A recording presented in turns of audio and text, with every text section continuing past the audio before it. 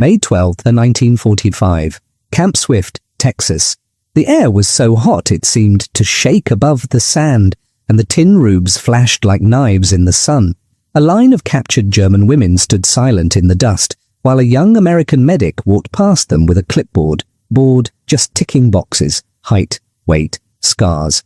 Then he touched one woman's shoulder gently, and she flinched like he had pressed a brand of fire into her skin. Her voice was calm, but her words were not.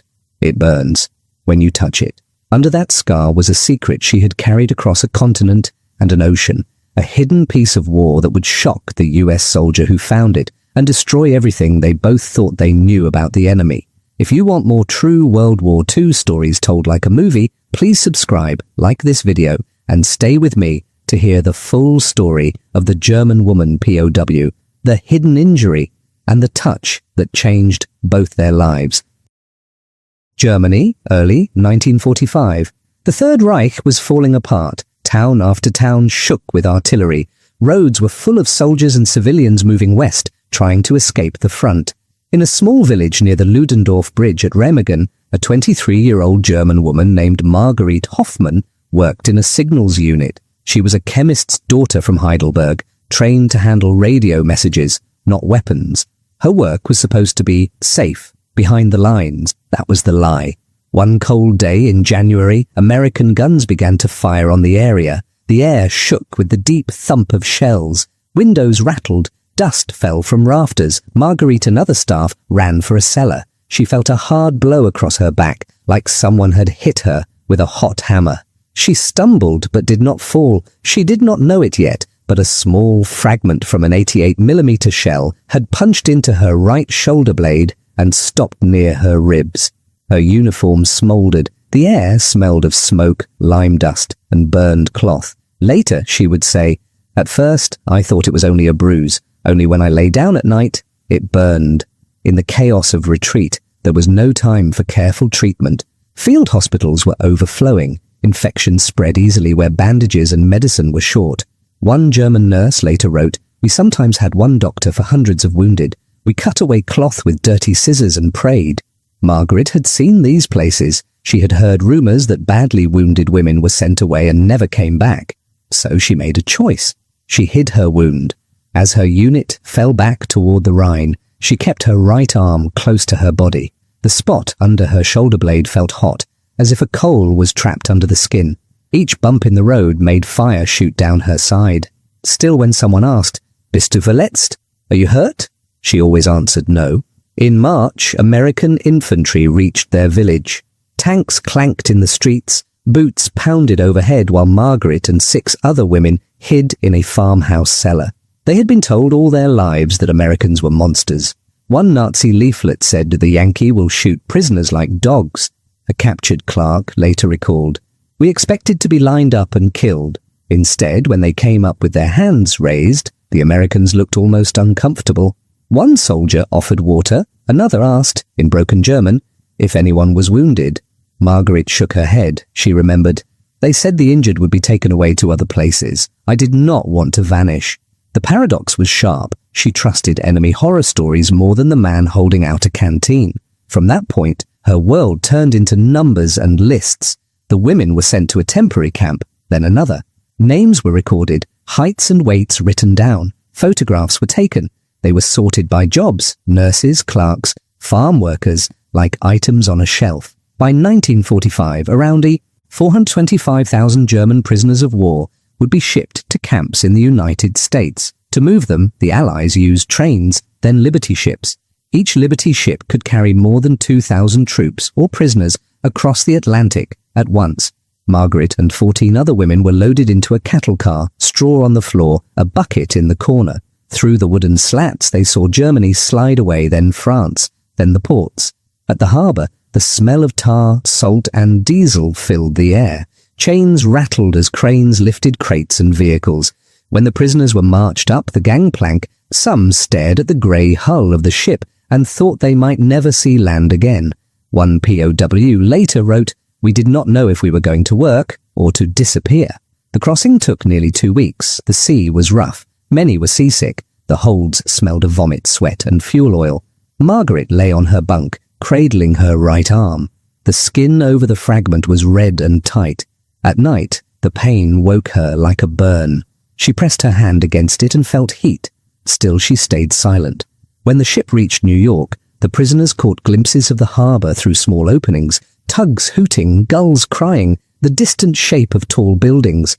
Some saw the Statue of Liberty and laughed bitterly. Freedom, for them, meant barbed wire. Soon they were moved again, into trains heading inland. Guards tried to explain in simple words. Many of the prisoners heard one name repeated, Texas. They had seen pictures of cowboys and deserts in magazines, but nothing more. To them, Texas was as strange as the moon. By that summer, tens of thousands of German POWs would be scattered across camps in that state, working on farms and roads that were not their own. As Margaret's train rolled south, the air grew warmer.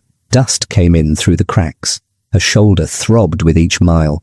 She pressed it harder against the wooden wall, trying to hide the way she winced. Somewhere ahead waited a camp called Swift and a young American medic who would not accept her quiet lie. Camp Swift lay on flat land about 20 miles east of Austin. Low scrub trees, red dirt, and long rows of white barracks stretched under a hard blue sky. In summer, the heat pressed down like a hand. Dust got into everything: boots, beds, food. By mid-1945, Texas held about 80,000 German prisoners across more than 70 camps, and Camp Swift alone could hold more than 10,000 soldiers and POWs at one time. In the mornings, the camp woke to the clang of the mess bell and the smell of coffee and bacon fat drifting from the kitchens. On the American side of the wire, men complained about paperwork and drills.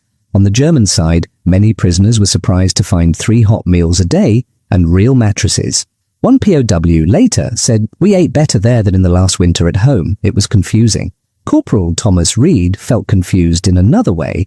He was 26, from Chicago, the son of a pharmacist. He had trained for combat, learned how to fire a rifle, how to move under machine gun fire. Then a training accident shattered his leg. Now a steel rod held the bone together. Instead of Europe, he got sent to Camp Swift to work in medical administration. His days were mostly forms and numbers, height, weight, scars, vaccinations. He checked German men who went to road crews, sawmill details, cotton fields. The paradox stung him. He had prepared to fight Germans with a gun, and now he handed them soap and recorded their blood pressure. The arrival of women changed the pattern. One hot May afternoon, 2 trucks rolled up with 15 German women in faded grey uniforms. Dust swirled around their boots as they climbed down. They stood straight, eyes forward, faces closed. Female U.S. Army personnel, WWIIs, took charge of them, separate from the men. The women were sent to their own fenced area, their own barracks, their own work in laundry and kitchens. Word spread quickly through the camp. "Frauen, women prisoners," some guards said with surprise. Most POWs were young men. Whole groups of women were rare. Reed watched from the doorway of the medical hut as the new arrivals passed. One of them, slim, with hair tied back and a tired face, held her right arm close to her side. Even in the heat, she seemed to shiver when the truck jolted. The next morning, Reed was told to perform medical checks on the new group. The exam room was a converted barracks, bare floorboards, a few chairs, a metal table, a cabinet of supplies that smelled faintly of alcohol and carbolic. A fan turned slowly overhead, pushing warm air around. Outside, boots thumped, and someone shouted orders in English. The women came in one by one. A WAC stood near the door, arms folded, watching. Reed worked through the first few quickly. Names, ages, lungs listened to through a cold stethoscope, backs checked for scars or rashes. His pen scratched across the forms. Most women were thin but healthy enough. The woman with the guarded arm was 7th in line. When her turn came, she stepped forward quietly. Up close, Reed saw she was younger than he first thought. Early 20s, lines of dry dust on her cheeks. Her grey jacket hung unevenly. The right sleeve hardly moved. "Name?" he asked. "Margaret Hoffman," she answered in careful English. He raised his eyebrows. "You speak English well." "I learned in school. My father is a chemist in Heidelberg," she said, then fell silent. "Any illness? Any wounds or pain?" Reed asked, the usual question. She paused just a second too long, then shook her head. "No, I am well." Reed frowned slightly. He had seen prisoners fake sickness to avoid work, but this felt different. She was hiding something. Still, Procedure was procedure. "Please take off your jacket," he said. She unbuttoned it with her left hand only. The right stayed close to her side, as if pinned there. When she slid the jacket off, Reed noticed how stiffly her shoulder moved. Under it, her cotton shirt was thin and yellowed. He listened to her heart and lungs. They sounded steady. Then he said, "Raise both arms, please." Her left arm went up without trouble. Her right lifted only a few inches before she gasped and stopped. Her face went pale. Muscles in her jaw tightened as she clenched her teeth. Reed saw the skin over her shoulder twitch under the cloth, like something was pulling from inside. "You are hurt," he said softly. "It is nothing," she whispered. "It will pass." He reached out and placed his fingers lightly on the back of her shoulder, through the shirt. At that small touch, she flinched as if burned. Heat came through the fabric, hotter than the air in the room. She sucked in a sharp breath and closed her eyes. Near the door, the WWII supervisor shifted impatiently. "Corporal, we need to finish this group," she reminded him. Reed let his hand drop, but his mind was now fixed on this puzzle. The camp rulebook said to note injuries and send serious cases to higher care. The prisoner rulebook, unwritten but strong, told Marguerite to stay silent. She stood there, breathing carefully, her right arm back against her chest. "I can't help you if you don't tell me the truth," Reed said quietly. Her eyes met his for a brief moment. There was fear there, but also something like refusal. "Please," she said, "no hospital, no separation." He finished the form with neutral words, but he did not forget her face or the strange heat under his fingers. Later that day, a German prisoner who spoke good English told him, "You must understand, Corporal. We were told your kindness is the first trick. If we accept it, we begin to doubt everything." That evening, Reed looked again at Marguerite's file. Age 23. Captured near Remagen. Occupation. Communications. All facts, no feeling. The paper did not mention the way she had trembled when he touched her shoulder. The next time he spoke with her, with another woman acting as translator, Marguerite finally gave him a few more words about the hidden wound. "It burns," she said, her voice low. "It burns when you touch it." But to find out why, he would have to win something rare in a prison camp. Her trust. Reed could not stop thinking about the heat he had felt under Marguerite's shirt. The next day, he went to his commanding officer and asked for permission to do a closer exam in private. The officer frowned at the extra work, but agreed as long as a WWII stayed in the room and rules were followed. That evening, Margaret was brought to the small medical office. It smelled of rubbing alcohol and old wood. A single bulb buzzed overhead. The WS sergeant stood by the door, arms crossed. Reed spoke gently, using slow English and simple words. "I need to see your shoulder," he said. "The real problem." She hesitated, then nodded once. With her left hand, she unbuttoned her thin shirt and let it slide down to her waist. The skin of her right shoulder blade was a map of old damage, shiny, twisted scar tissue in the center, red at the edges where infection still fought. When Reed's fingertips moved lightly over it, he felt something hard under the skin, like a small stone. Heat came off the spot, warmer than the rest of her back. "How long?" he asked. "Since January," she answered quietly. He did the math. 4 months with a metal fragment near bone. 4 months of the body trying to fight it with no real medicine. He knew what that could mean. Bone infection, blood poisoning, slow death. In one US Army medical report from 1944, doctors wrote that untreated deep wounds could kill more men than bullets did on the day of battle. Reed straightened up. "This must come out," he said. "Soon. It's dangerous." Margaret pulled her shirt back up, moving carefully. "No hospital," she said at once. "No operation." "Why?" he asked. "In Germany," she said, searching for words.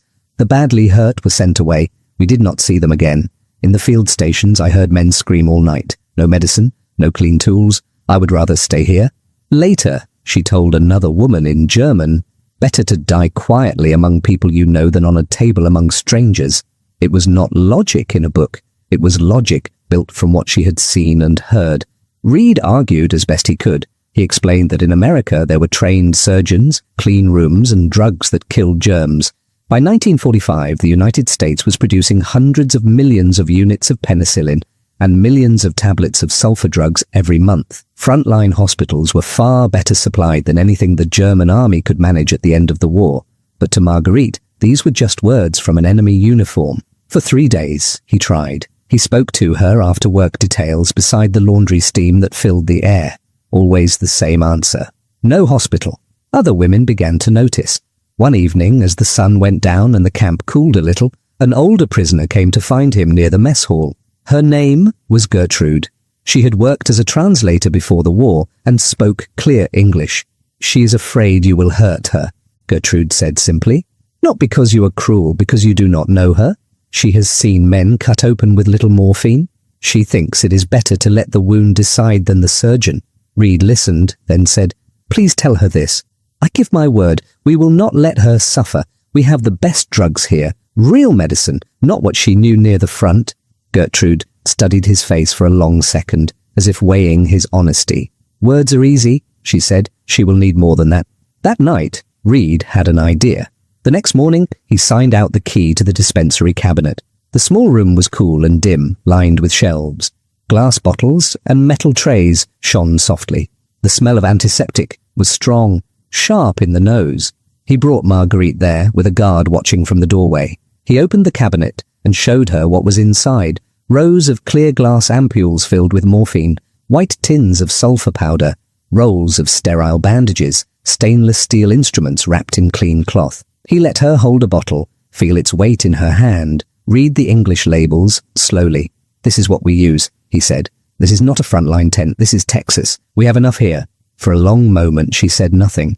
The light caught the glass in her fingers. She had been told that Americans were savages, that prisoners would be starved, beaten, left to rot. Instead, she was holding more medicine than most German units had seen in months. This wasn't propaganda, it was reality, sitting cold and solid in her hand. "You promise?" she whispered at last. "You promise I will not wake up in screaming pain?" "I promise," Reed answered.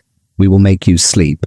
We will take the metal out, then you can heal." She looked at him, then at the cabinet again.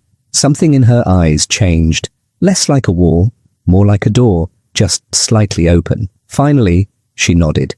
"I will sign." That afternoon he filled out the forms to send a surgeon from Fort Sam Houston and to transfer her to the base hospital north of the camp. Paper moved slowly, but the infection moved faster. Within days, approval came. The next step would take her out of the wire into a place where knives and lights and foreign hands could either kill her or save her. The army truck rattled along the road north from Camp Swift. Dust rose behind it in a long brown tail. Inside, Margaret sat on a bench, her right arm in a makeshift sling, a guard across from her, and Reed beside her. The air smelled of hot canvas and engine oil. When the truck hit a bump, pain flashed from her shoulder down her back, but the fear in her stomach felt even sharper. The base hospital sat on the edge of a larger training post. Long, low buildings painted white, screened windows, a small line of trees trying to give shade. Compared to the rough barracks of the camp, it looked almost gentle. Inside, the cool hit her first. Fans turning, polished floors, the strong smell of soap and disinfectant. Nurses in white moved quickly but quietly, pushing carts that rattled with metal trays. By 1945, the US Army had built a huge medical system. More than 300,000 beds stood in military hospitals around the world. Surgeons did millions of operations on Allied soldiers, often with good supplies of blood, penicillin, and sulfur drugs. For many German units at the end of the war, such numbers would have sounded like fantasy. A nurse took down Marguerite's information while Reed spoke with the surgeon, a tall man with grey at his temples and major's leaves on his collar. His name was Pritchard. He had operated in North Africa and Italy before being sent back to the United States. In the exam room, Pritchard ran experienced fingers over the scar on her back, pressing gently. When he found the hard point under the skin, he let out a low whistle. "Shell fragment?" he asked Reed. "That's what she says." "Since January," Reed replied. 4 months. The surgeon shook his head. "It's a wonder she's still walking." To Marguerite he said in slow English, "We will need to go deep. There is infection around the metal. But we can do this." She signed the consent form with her left hand. Her right lay still at her side. That night, she lay awake in a narrow hospital bed. Clean sheets scratched softly against her skin. Somewhere nearby, someone coughed. Footsteps clicked past her door.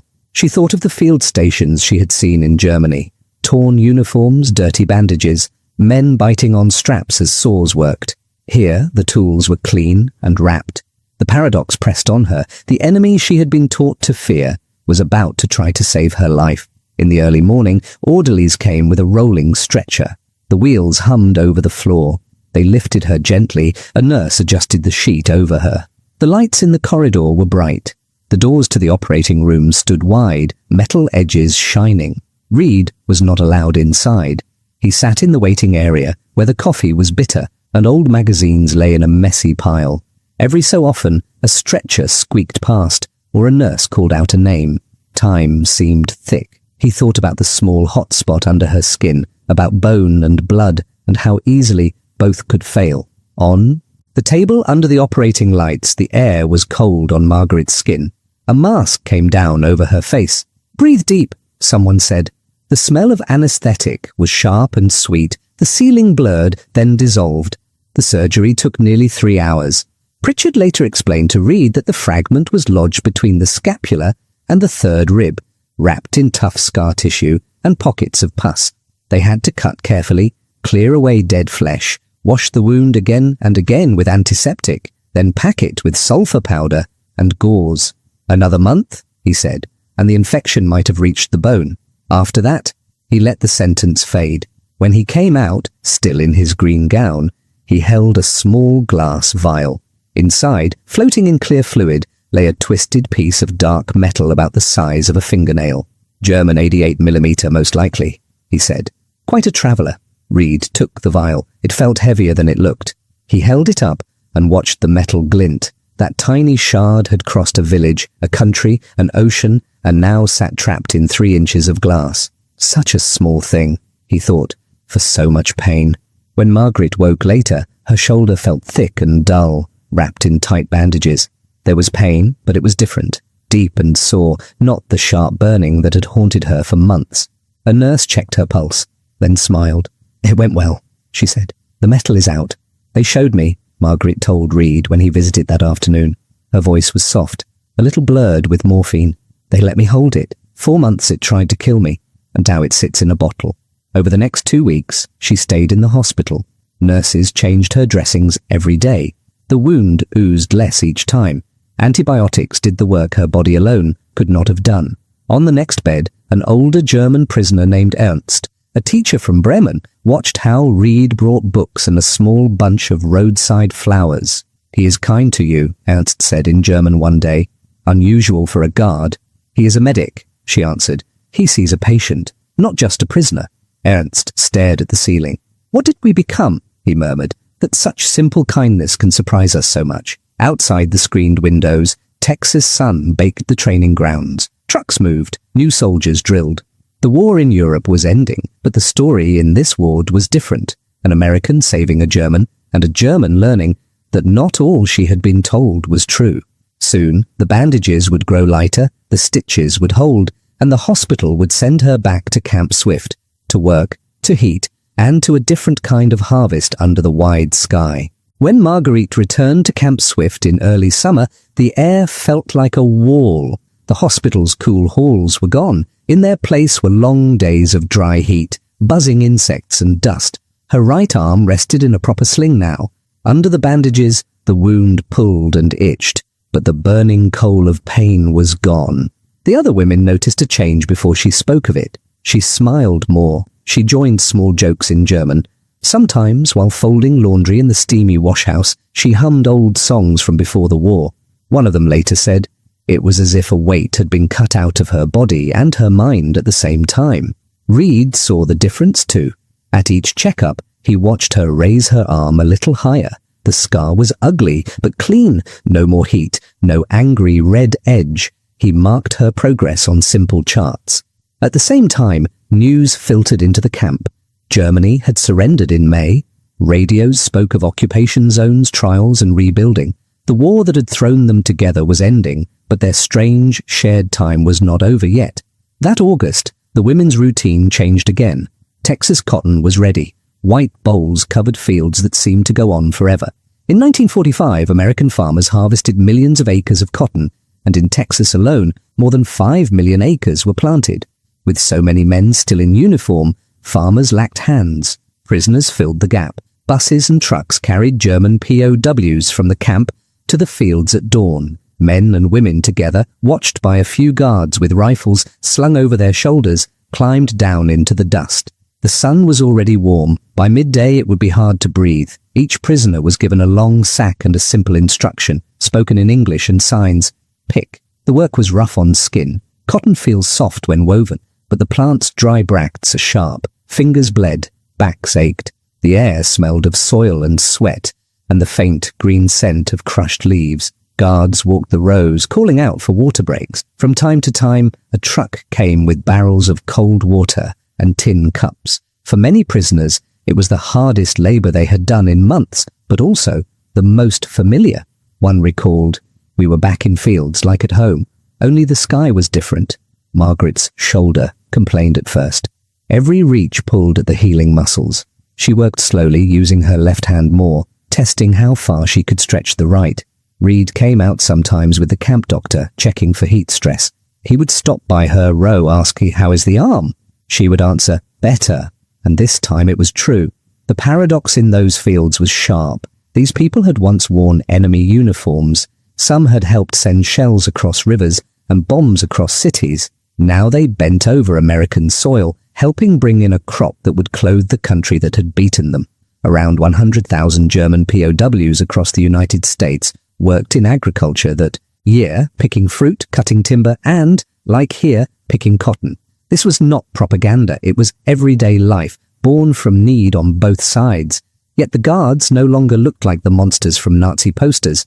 They joked, passed water, warned prisoners not to work too fast in the heat. It reminds me that even very small pieces of metal and very small mercies can change the line of a whole life. Reed, back in Chicago, read the letter behind the counter of the pharmacy he now owned. The store smelled of chalk, alcohol, and paper. Shelves held rows of pills and powders.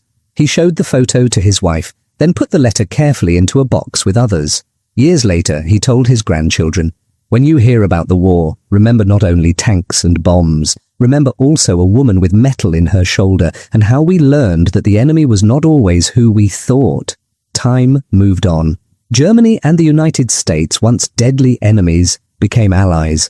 American money helped rebuild German cities. German scientists worked with American ones. Old soldiers visited battlefields together. The big numbers filled history books. Billions of dollars in aid, millions of houses rebuilt, whole armies disbanded. But none of those pages mentioned the vial on Marguerite's desk.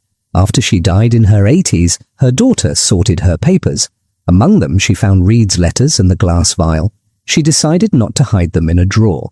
Instead, she gave them to a small museum in Heidelberg that collected everyday stories of the war and recovery.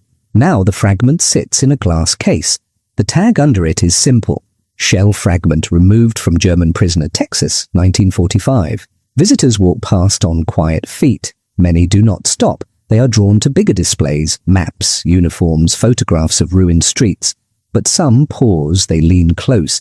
They imagine the heat under the skin, the long train rides, the bright light of the operating room, the American hand offering help. A guide tells them the short version of the story: a young woman, a hidden wound, an American medic, and a choice to trust that went against everything both had been taught. Some visitors nod and move on. Others stand a little longer, thinking about the strange truth that in a world of total war, a small act of mercy between enemies could last longer than fate. At night, back behind the wire, Marguerite wrote to her father in Heidelberg. She told him about the fields, the sun, the strange kindness she had found.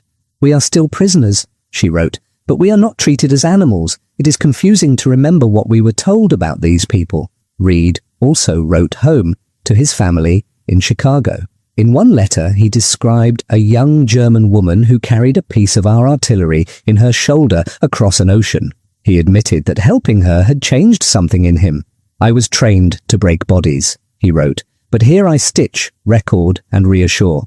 The enemy has faces and names. That is harder to live with, but perhaps better." As the cotton harvest ended and cooler air came at last, orders began to shift. Some POWs were told they would soon go home. Others would stay longer to help with more work or with rebuilding projects. Reed received his own news. He would be discharged in a few months and return to Chicago to work in civilian life again. One evening, as they watched another Texas sunset smear orange and purple across the sky, he told Marguerite he was leaving. She listened quietly, then said, "You will go home. I will go home, but we will not be the same as when we left." She touched her shoulder lightly. "I will always carry this scar, and also what happened here." The fields were bare now, the cotton gone. Soon the trains would return, this time heading east instead of west, and the question would be what, if anything, each of them would carry from Texas back into the broken world beyond the wire. In February 1946, winter air lay cold and thin over Camp Swift. Orders had come. A transport of prisoners would leave for the journey back to Europe. Around 300 Germans from the camp were on the list. Margaret's name was among them.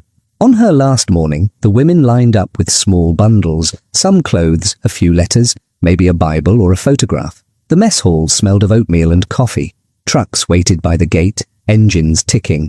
The camp that had been their strange home for months was already turning back into just another army post. Reed met her near the infirmary. He held something in his hand, a small glass vial. Inside floated the twisted metal he had first seen under an operating room light. "The surgeon kept this on a shelf," he said. "I thought you should have it." She turned the vial between her fingers. The glass felt cool. The metal chip was dark and ugly but clean. "What will I do with such a thing?" she asked. "Whatever you like," he answered. "Keep it. Throw it away. Hide it. It is your story now." She slipped it into her bag, next to her papers. "I will keep it on my desk one day," she said quietly, "to remember that an enemy's knife saved me from my own army's shell." They shook hands. It was a brief, proper gesture, watched by a WAC nearby, but both of them felt the weight of it. Then she climbed into the truck with the others. The engine roared.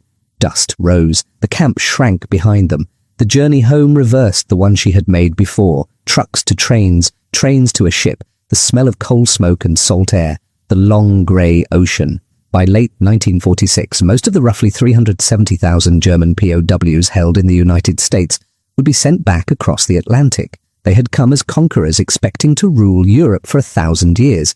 They left as students who had seen a different kind of power. Full shelves, working lights, and hospitals that healed even the enemy.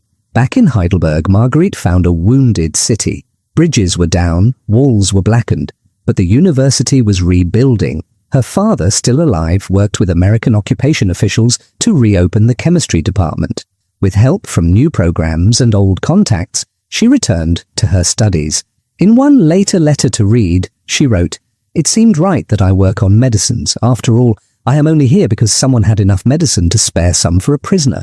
By the early 1950s, West German factories were making millions of doses of antibiotics each year.